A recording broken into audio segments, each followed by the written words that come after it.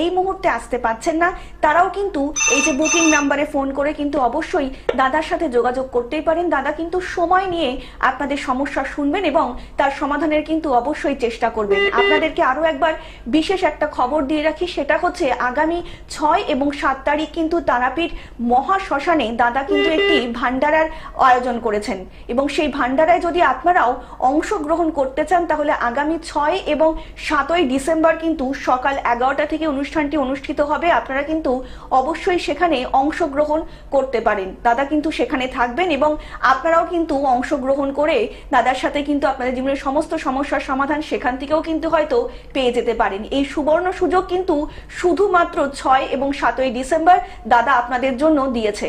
তো যারা এই মধ্যে রয়েছেন কিংবা ভাবছেন তারা কিন্তু আর না ভেবে অবশ্যই কিন্তু 6 এবং 7ই ডিসেম্বরের এই যে সময়টা আপনারা কিন্তু সকাল 11টা থেকে যে স্টার্ট হবে, আপনারা কিন্তু অবশ্যই নিজেদেরকে নিয়োজিত করে কিন্তু অবশ্যই সেখান থেকে একটা সমস্যার সমাধান খুঁজে বার করতেই পারেন। তাছাড়া কিন্তু 4 স্যাটারডে বম্বেতে দাদাকে কিন্তু আপনারা পেয়ে যাচ্ছেন যারা বম্বেবাসী রয়েছেন, এবং দিল্লির গুরুগ্রামেও কিন্তু দাদাকে আপনারা অবশ্যই পেয়ে যাচ্ছেন, এবং দমদম প্রাইভেট রোডে এইচডিএফসি ব্যাংকের পাশেও কিন্তু দাদাকে আপনারা পেয়ে যাচ্ছেন। আপনার জীবনের যে কোনো রকমের সমস্যার জন্যই কিন্তু সর্বদা সর্বদা প্রস্তুত থাকেন আচার্য শ্রী অনির্বাণ। সমস্যা আপনার এবং সমস্যার সমাধান যিনি সত্যি সত্যি করতে পারেন তিনি হচ্ছেন আচার্য শ্রী অনির্বাণ। দাদা আলোচনায় আসবো, একজন বন্ধু এসেছেন। অনেক স্বাগত আপনাকে। নমস্কার, কে বলছেন? নমস্কার দাদা। নমস্কার, কে বলছেন? দাদা আমি সুমন্ত গাঙ্গুলি বলছি। বলুন, কার সম্বন্ধে জানবেন সুমন্ত বাবু? আমি আমার নিজের ভাইজির সম্বন্ধে জানবো। ভাইজির নামটা একটু বলবেন। পুষ্পিতা মুখার্জি। পুষ্পিতার জন্ম তারিখ 17/3/2021। 17/3/2021। জন্ম সময় বলবেন পুষ্পিতার? জন্ম সময় পুষ্পিতার? হ্যাঁ, 10টা 15। সকাল? হ্যাঁ, সকাল 10টা 15। সকাল 10টা 15। জন্মস্থান? জন্মস্থান মধ্যমগ্রাম। মধ্যমগ্রাম। আচ্ছা। দাদার প্রোগ্রাম আগে দেখেছেন? হ্যাঁ, আমি দাদার প্রোগ্রাম প্রায় দেখি। আচ্ছা, কেমন লাগছে? ভালোই লাগে, এবং উনি যে টোটকা গুলো বলে ওগুলো আমি করি টুকটাক বাড়তে। তাতে কতটা উপকৃত হয়েছেন আপনি? হ্যাঁ, তাতে কতটা উপকৃত হয়েছেন? আমি মোটামুটি ভালোই উপকৃত। অনেক ভালো থাকবেন। কিন্তু আমার এই ভাইজিটাকে নিয়ে খুব সমস্যার মধ্যে আছি, যে ভাবছি ভাইজিটাকে নিয়ে দাদার কাছে একবার যাবো। একদম। ভাবলাম একটু কথা বলি। দাদা, মানুষ কিন্তু প্রচন্ড সমস্যার মধ্যে রয়েছে, এবং এত সমস্যার মধ্যে এখন থেকে একটা যখন কথা জানতে বলি। পারি যে আপনার মানে কোনো বিধানে মানুষ ভালো আছে, এটা কিন্তু আমাদের সব থেকে বড় প্রাপ্তি। এটা দীর্ঘ 27 বছর ধরে অ্যাস্ট্রোলজি প্রফেশনের সাথে যুক্ত, এবং আপনার ভাইজির যে জন্মছক আমি পাচ্ছি তাতে মেষ রাশি, বৃষ লগ্ন, এবং জন্মছকের প্রধান যে নেগেটিভিটি পাচ্ছি সেটা হচ্ছে লগ্নে বসে রয়েছে রাহু এবং মঙ্গল, পূর্ণ মাঙ্গলিক দোষ এবং কালসর্পদোষ রয়েছে জন্মছকে।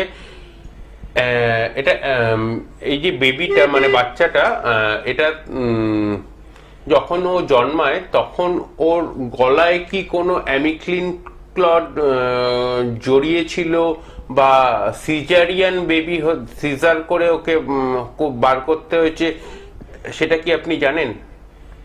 এটা আপনি কি করে বুঝলেন দাদা?